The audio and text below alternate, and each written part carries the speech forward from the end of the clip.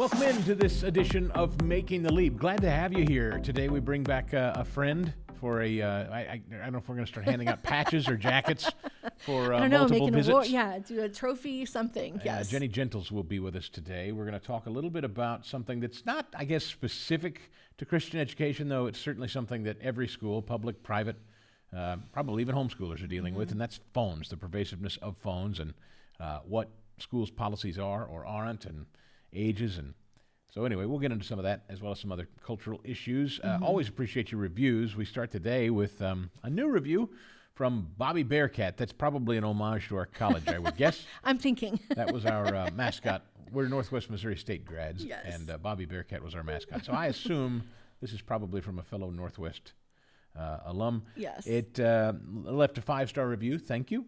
And said, the blessing to go through the exact same thing at the exact same time is not lost on me. It's nice to know that people are going through the same things we are, and the help is immeasurable. Making the leap helps making the leap to private Christian education Which possible. is awesome. So how nice is that? That's from Bobby Bearcat. Yes. Thank you. So thank you for that. I'm glad you're going through it. I know it is tough, and it's why we started the podcast, and it's been fascinating to hear from so many people who have just boundless energy and passion for it. It's becoming.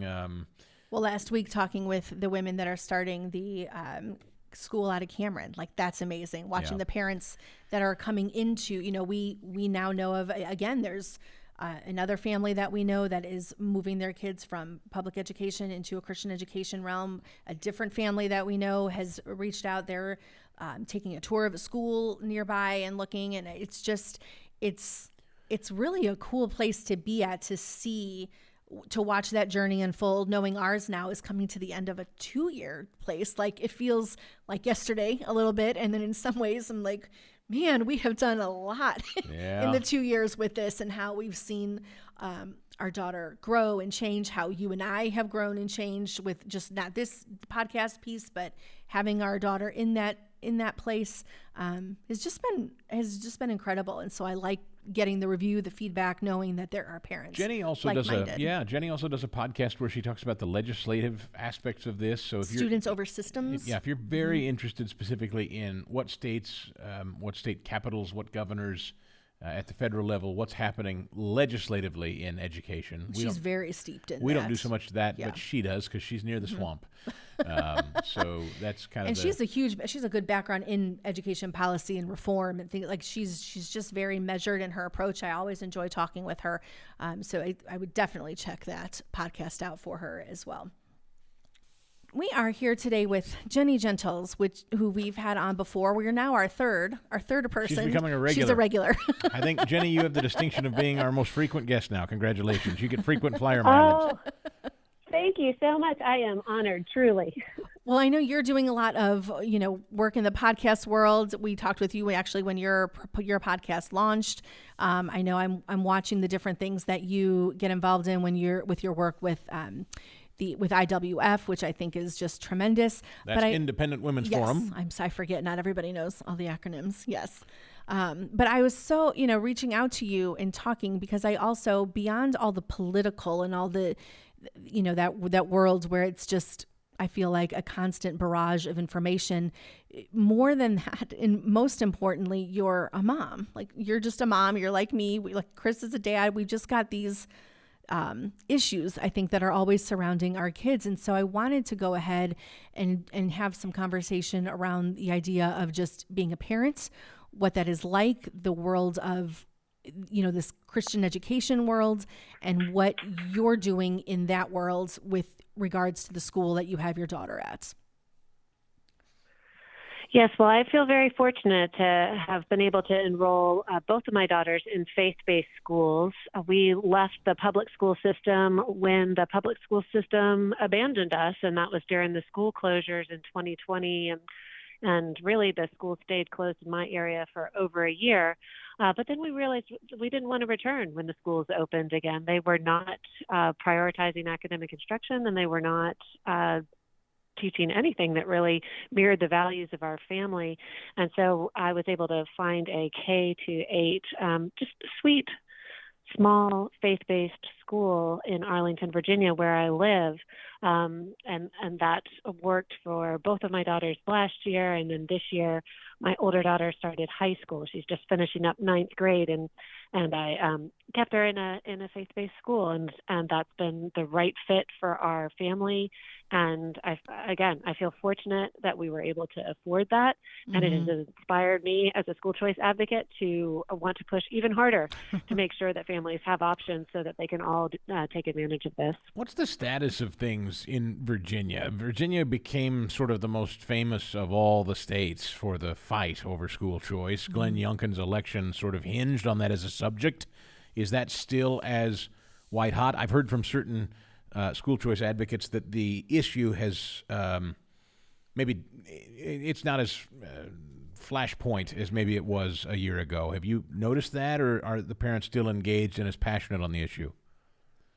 Well, I'd say that the parents are engaged and passionate when it comes to school choice and ensuring that they have options. And for sure, parents continue to be engaged in the desire to ensure that their local school districts are listening to them. The impression that I've gotten throughout Governor Youngkin's administration is that he's more focused on the latter. He wants to fix public schools. He wants to ensure that parents are heard. He wants to hold public schools accountable for the absolutely abysmal learning loss and just really deeply upsetting test scores that you see coming out of the pandemic. And he has not put really any effort into supporting what we think of as school choice or educational freedom. Does that surprise you? I think I was paying close enough attention to the campaign to realize that he recognized that that voters were animated by some cultural issues that were starting to get a lot of attention. If you think way back to when he was running for office in 2021, it kind of seems like a lifetime ago. The issues around critical race theory were just getting a lot of attention, and there was some attention around the sexually explicit and books and some of the questionable materials that were being put in front of children. That was a really animating issue for his race. And then really a lot of parents voted for him because they were mad that schools were closed. And so that kind of got lost in the cultural stuff. But I think he recognized as a candidate and now as a governor that was very animating for parents. It mattered to them when schools were closed, and it mattered that the schools stopped teaching their kids, and it matters that the test scores are horrible, and that Florida, I'm from Florida, but I live in Virginia.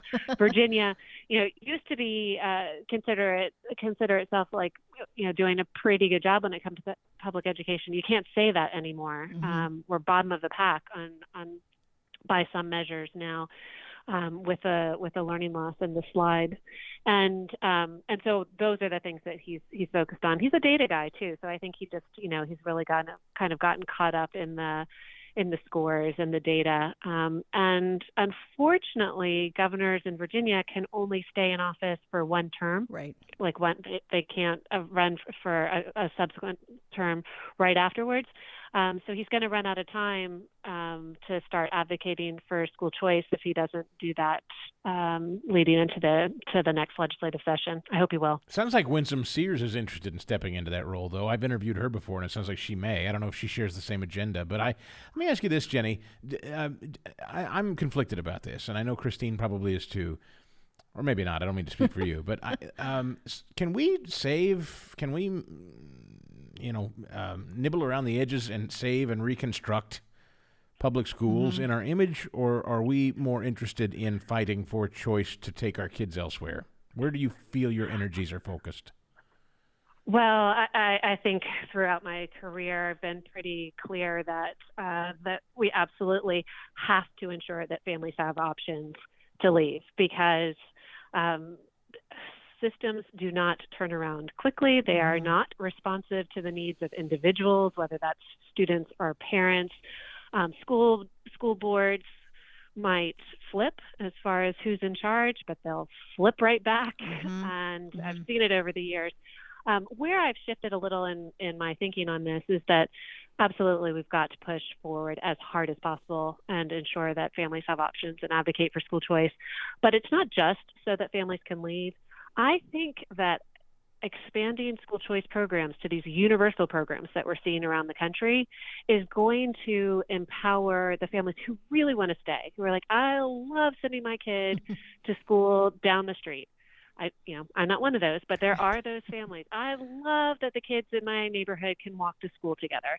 That sort of geography is really important to them, but they don't have a voice. I think that when we see these big expansions for eligibility, those parents are going to be able to say to the school district, to the principal, to the bureaucrats, listen to me. Like, you have to start listening to me because now I can and I will leave. And so that gives them leverage and a voice. And just so we're clear, we're talking about, just again, because I just want to make sure everybody understands the terminology here, only 7 states, I think, Oklahoma most recently has just signed on to this. And this is the concept that you can take the money that the state allocates to your student and you can take it and spend it anywhere you see fit. So you'd be able to walk into your public school and say, hey, you want my kid's money? I want to give it to you, but I need some certain concessions from you or what have you. It gives the parent buying power is what you're saying. Right. And so over 30 states have private school choice programs, but that education savings accounts, ESAs, where you have the pot of money that would have been allocated by the state to be spent on your child on a per pupil basis, that's set aside in an account, an education savings account, an ESA. It's a flexible account that you can draw down from for educational expenses, including tuition. It's often tuition, but also, as you said, those other expenses. And depending on who's counting, it's like 11 to 13 states have these ESAs, and this year it's quite remarkable the number of states that have passed those programs. I love hearing about the states that are doing it. And of course, like you said, it brings up a lot of discussion, but the best thing about it is that competition piece of it. You want me to stay as a family in this public school, then you're going to need to meet me and every other parent, basically raise that bar, raise that level so that we have some of that healthy competition, because we all know that competition can breed excellence. It can be a catalyst to help turn some of these schools around, but like you said, it is going to be a process for sure. I'd reached out to you. I'm really always intrigued by parents that are invested, no matter what the realm, invested in their kids' education. And you and I had talked a little bit, and you had said that there was an article, you sent it to me, I read it, that kind of spurred you to reach out to your principal at your daughter's school regarding the cell phone policy. And when I read that from you, I very much felt that was important, because I think it's important to stay involved, whether you are sitting in a public school, whether you are moving your kids into, like we have ours moved in, or our daughter moved into a Christian school, staying connected with what is happening with our schools and what their decisions are, regardless of whether, you feel like that sense of relief, like, oh, I've got my child where, we've got some like-minded families, everything's going to be okay. But you always want to stay involved and you always want to stay connected. And I think when you said you reached out to your principal, I just kind of wanted to talk about that a little bit, because this cell phone issue, the social media issues, these are huge when we're talking about our kids. I think we have these public school issues, but at a broader level, we have a real issue going on with what's happening in our kids with their phones or lack of phones. Well, or we should mention the social piece. Media. Yes. It's in the Free Press. It's headlined, "The Parents Saying No to Smartphones, How You Help Them Learn to Be Present and a Task with a Relationship. One of the top challenges of a generation." Part of that is saying no. This is a lengthy piece. It prints off to be about 17 pages, Jenny. But you read this piece, and it inspired you to engage in your own school on this front. Well, it absolutely did. And actually, I was writing to thank my school. Well, one of them. So again, I've got a child in a sweet little K-8 faith-based school, and then I have another child in a large Catholic high school. And that K-8 school does not allow cell phones, and they had to send out a reminder to parents, look, this is part part of our policy, and we don't want this to be part of the culture of our school. Do not send your device with the child. For some of the kids, they might be staying after school for aftercare, and they might need to reach their parents at some point. They can put cell phones in their backpack, but there absolutely are no cell phones in classrooms. Certainly not in the hallway, not in the lunchroom or at recess, and that. I just feel so grateful that I've got a sixth grader there who is going to go through middle school without seeing cell phones in her school. And when I read an article like this, it's the parents saying no to smartphones, it's clear that that is not the culture in most schools, and the article was largely focused on public schools. And that the parents have not been saying no, and the schools have not been saying no, and now we're in trouble. It's like we're years down the road since the smartphone has been invented, and we're seeing just the damage that's been done. These kids can't concentrate. Their social skills are abysmal. They're addicted to these phones. They're staring at them as they walk through class or walk through the hallways. They're staring at them at lunch instead of talking to each other. And they have access to content that, parents have got to wake up and realize is extremely explicit and extremely addictive. And so to be in a small private school that's gently but firmly reminding parents it's a no. It might be a yes in your home, but it's a no in our school. It's just a real blessing, and I'm so grateful for that. Go ahead. Well, no, just this piece says many parents say they don't want their kids to develop the same dysfunctional relationship with technology that they have. A direct quote, the kids, they don't realize they have a problem even though they're on their device for 18 hours a day and flunking out of school because most addicts don't see their addiction as a problem when they're in the middle of it. And yet you will hear parents say, I've heard it myself, you can't possibly take little so-and-so's phone away. I have to be able to reach them. It's such a weird mentality, but it's true. a lot of adults insist their kids have them, which is an odd thing to me, but it's very real. Yeah, the article says by age 12, 7 out of 10 American kids own a smartphone. So that's not a phone, like a flip phone. Right. That's a smartphone. That's staggering to me, just if you think about the expense, keeping up a cell phone plan, and then also buying the smartphones for children. But it's also very sad when you think that at such a young age, their brains are forming around these highly addictive apps, just the highly addictive device itself, and so the rest of their life they're going to be trying to break those habits that they're forming at such a young age. This absolutely is impacting classroom instruction. When teachers are trying to get the attention of their students, and the students are staring at their phones instead. That's unfortunate. Of course, they're disruptive if students are sharing videos with each other instead of paying attention to the teacher. It can be disruptive for classroom projects if the kids are asked to work in teams, and one child might be trying to do the assignment, the other kids are staring at their phone. It just again, the phone. It's taking away from instruction. So an encouraging thing in the article is that an increasing number of school districts, they cite Ohio, Maryland, Colorado, and some other states, have banned the devices in class. But it sounds like enforcement is not going particularly well.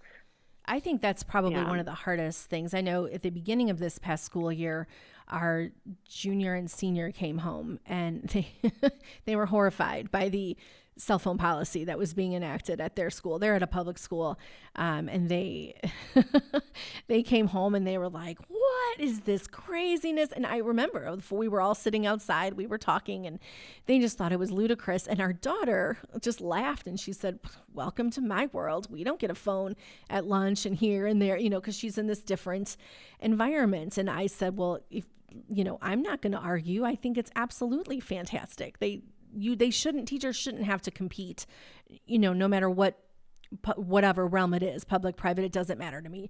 No one should have to compete with a device for that learning time. That's important.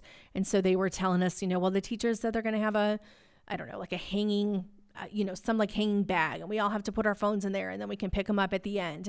But then one of them said, well, my so-and-so teacher said he's not even going to bother. We can keep our phones as long as we don't have them out. And so I thought, well, right there, that you're shooting yourself in the foot. The school is going to have a battle no matter what. And I'm sure some of that comes from parents at home, the teacher's own opinions about it, if they feel they can still engage the kids without worrying about it, if it's not worth the hassle. And I think that's a lot of it comes down to, you're there to teach, but now you have to be a quote unquote, a police officer. You have to, be on top of it all the time. And it's so hard, I think, for teachers to be in that position, especially when they have parents behind them saying, my kid can keep their phone, no problem. You're not going to, take that from me. So I love that there is enforcement at your daughter's school, because that is, I think, you talk about that proverbial line in the sand. I think we parents, are going to have to continually do it. Teachers, administrators are going to have to do it and figure out, where that line is going to be. Yeah, the Surgeon General, Jenny, Vivek Murthy, said, finally, this was just came out. May 23rd. U.S. Surgeon General issues major advisory on social media use and teens' mental health, warning an urgent public health issue regarding social media usage and kids' mental health. The advisory comes weeks after the American Psychological Association issued sweeping recommendations intended to help teenagers use social media safely. This particular story references kids all the way up to 19 years of age. So, and I've certainly seen it. I mean, look, if I had it to do all over again, I wouldn't have given our kids phones as early as we did, but we did. You're telling us that your kids do not have them, I trust, given the things you've said, I'm guessing? Well, this is something that I want to make sure that parents are clear on. Flip phones still exist. Yeah. So if your concern is that you need to be able to reach your child, you can get them a flip phone. And I think the parents forgot that, right? Like they thought, well, technology moved on. And so if I'm going to get a child a phone so that I can reach my child, so that I can coordinate with my child when we're doing pickups and activities, it has to be a smartphone. But it doesn't. Right. And my daughter is the least cool when it comes to phones in her high school. She, to her way of telling it, she's the only one with a flip phone. But from what I've seen in another article I read recently, it's actually becoming a trend. So I'm letting her know that she's a retro trendsetter. Does your daughter give you a hard time about it? Does she really beg you about it, or not really? No? No, not really. She sees. When you don't have the cell phone, your head's not down as you're shuffling through the hall, and you look around and you see what's going on. And when you read like she does, I mean, like, and still have your powers of concentration, you notice the difference between yourself and other kids who cannot focus, who cannot concentrate, and she doesn't want that. Yep. So, like, to be honest, if she's on a group text or whatever, it just goes to my phone because, she can't see the fun little things that people share. So, she does use my cell phone for group texts and whatnot. And, I'd want her to stay plugged in for those sorts of things. But I do want parents to know there are alternatives out there. There are flip phones, and apparently they're coming back. It's like a retro cool thing. And this article that we were talking about, the parents saying no to smartphones, they mention a phone that looks like a smartphone, but actually just has features for texting, calling, and a GPS tracker. So that kid's not going to be on TikTok melting their brain, but I guess they won't, look as uncool because their phone looks kind of like other phones. I like that. The wait till 8th pledge. I mean, again, we're past that piece. But I have I've heard a lot of parents taking that wait till 8th pledge. Wait till you get, just to at least a point of a little bit of awareness in your child of what they have access to, what they can see.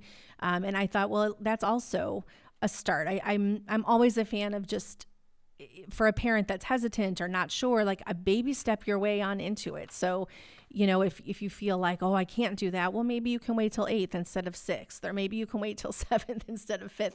I think programs like that, or, just those mini little online pledge type things, I think they're a start, and they let parents know they're not alone in that also, because it does become something hard. I know we used to take our kids' phones I remember it was actually early high school, and they hated it. They were the only ones whose parents took the cell phones at night, and we were like, well, you don't need them in your room. You don't have that. And anytime I could find a parent who also did the same thing, it felt it just felt good to just have that camaraderie a little bit, it's just a nice thing to have. So I that in that article, that wait till 8th, I thought was an interesting, a good idea. I've seen little pieces of it here and there. I thought that was a good idea too. Yeah, I definitely want to learn more about that initiative. And I liked the idea that another father in the article mentioned that he had parents at his child's Catholic school sign the pledge. And 45% of them signed the pledge. Said. Yeah. Encouraging kids to wait until they're older to have phones. And that's where we need to all come together. The parents in the school need to be working together. Parents should not be working against school policies when schools are trying to get these phones out of the kids' hands. And parents should be working together so that parents aren't feeling alone when they're trying to delay the phones, or in my case, simplify the technology. Does your older daughter, her school does not have a policy like that? Did you approach the principal at all on that? They have a policy where you're not allowed to have the cell phones with you in the classroom. So they have the pouches. Yes, that's mentioned. What I was trying to think of, the right term. Yes, the pouch, the bags with the pouches. Mm-hmm. Well, I I did contact the school about that because it sounds like as we've gotten to the end of the school year, the enforcement maybe hasn't been as strict, and I wanted to check in with them to see, hey, you're going to start the school year strong? I encourage you to do that. I'm on your team. Yes, which is good for anybody to hear. I think everybody, I think that is something teachers need to hear from. I'll just say to you anecdotally, this is again our experience. Here's what I know is true. Every time we took phones from our kids as punishment, and we would do that, just being perfectly honest with you, particularly our oldest, I noticed an immediate change in his ability to focus, in his attitude just generally. And I don't think he'd ever confess to that, but I know as a parent, I saw it instantly. He changed immediately. It was like a trance was broken. I don't even know that you agree with that assessment, but I just saw him. In fact, I've asked them before, could we go on a fishing trip for the weekend and just leave the phone locked away? I think they could, but it would be real hell for them. And I'm sorry to say, in retrospect, these are things as a parent that I've learned too late. Right. But boy, if I could pass something on to parents, there shouldn't be any rush to this smartphone thing. You're absolutely right, Jenny. Well, I think that you've got all the studies to back you up now. That's where it's hard. For those of you with older teenagers, you were just kind of going along with the tide. But we've got studies. We've got TikTok. It had to get really, really bad. The really highly addictive algorithms, the very clear harm to girls, to female adolescents when you're talking about eating disorders, and then also girls getting sucked down into the trans identities and gender fluid identities. These things became very clear in the last, really, it seems like 2 years, and so now we're very slow to figure out what are we going to do about it. No, I mean, we waited till middle school. I mean, Jenny, we waited till middle school, and I thought we were being strict. Well, we were actually we were one of the last. And I mean, like middle school, and I thought, oh well, we're not going to be one of these unreasonable people that gives our elementary school kids phones. But really, middle school was too early in hindsight. But whatever. I know it's a weird place, but I appreciate it because I do think as we're talking about school options and school choice and all these different, there's so much to consider. But what we have going on in our kids' brains is so, it's dramatic. This growth, this development is so dramatic. What we're putting into our kids' social realms is dramatic. And I really liked when you said, I wrote a letter in support of our, to our principal. And I just thought, that's awesome. And this article was really great. And then this, a new study was released. And I just thought all of it kind of came together for good. And so I wanted to do this as a way to encourage other parents. And what a great refresher, well. Ginny Gentles, that you wrote a letter of positive reinforcement. Yes. I don't know how much teachers and administrators get letters of, hey, thanks for being tough. Thanks for doing the hard thing. Yeah. That's an important point. Well, I heard right back, so I believe that the principal was happy to get that positive feedback. But we do need to tell them when we're grateful for the option to attend this school, and then the opportunity, and that we're grateful for the direction that they're providing. I think that's really important. I don't take it for granted. When you've had an option that wasn't working for your child, you don't take the one that is working. Yes. And the policies that are aligned with your values for granted ever again. One other thing to mention is that some school districts are suing some of these social media companies. Yes, I've read that. We need to, as parents, we need to recognize that these school districts and these schools are trying to put these policies in place to cut down on this phone addiction and the distraction that they are providing, and that they are literally suing the social media companies for the harm that they're doing to students. So as parents, what are we doing? It can't just be the schools and the school districts with their policies and their lawsuits. No, and it shouldn't ever be just the schools or school districts. It should be the parents, on their front doing what they can. Absolutely. No, I think that's important. I definitely want to keep track of that, because that's, I don't want the schools, like anything else, like every other issue, I don't want them stepping in to be doing the job that we as parents need to be doing. We should be doing. Yeah, right. Yeah. Right. Ginny Gentles, it's been a pleasure catching up with you again. Thanks for your insights today. Oh, thank you so much for the opportunity. It's always great to talk. And where can people find you best? Where would you prefer? I know you get your own podcast as well, but and you do some writing. Where would you recommend people go? Well, I do have the Students Over Systems podcast, where I talk to largely policymakers about education freedom policies. And then over at iws.org/EFC, you can find the work of our Education Freedom Center. Perfect. Thank you so much again for taking the time to talk with us. We appreciate it. Thank you. Take care. I always enjoy talking with her. I think I'm going to make a little award. Like, she's going to be our recurring person. She great really insights, has. And a great reminder to take a minute to say thanks for the hard work you're putting in at this school to keep us on the rails and set a different standard than the rest of the world. I was thinking about that a lot. Like, I think we, so many parents, I think, were looking for a place to go, coming out of COVID and things like that. And they put their kids in, and, you have to adjust to the expectations that are there in front of you. And so for a school, if it's a no cell phone policy, or if it's a stricter dress code, or whatever it is, you're buying into that. You're agreeing to come alongside that. And if you are seeing what you're seeing and you want to support it, I think they need to recognize or be recognized for that. Yep. If it's, I don't know. I just think things like that are important. We can't just put them in the school, whatever option it is. You've removed them from one and put them in somewhere else, and then forget when they're trying hard. And same goes for the public school systems. If our kids had actually gotten in trouble in high school for having a cell phone in class when they shouldn't, fine by me. Go ahead and take it. I will happily shut it off here. We definitely would come alongside that, because just in conversation, when they want to pick up a phone and we're talking, I want to go through the roof. And that's as a parent at home. And I think they know. I mean, I just kind of send that glare and and they know. And I think most teachers would prefer having that support and that acknowledgement. Let us know how you're dealing with phones and issues like that. We'd love to hear from you. I don't know if you have a school policy on that, if you have an at-home policy on that, if your kids still don't have cell phones and you're going to keep it that way. The flip phone Jenny mentioned was kind of interesting. I'd love to. We always love to get your feedback.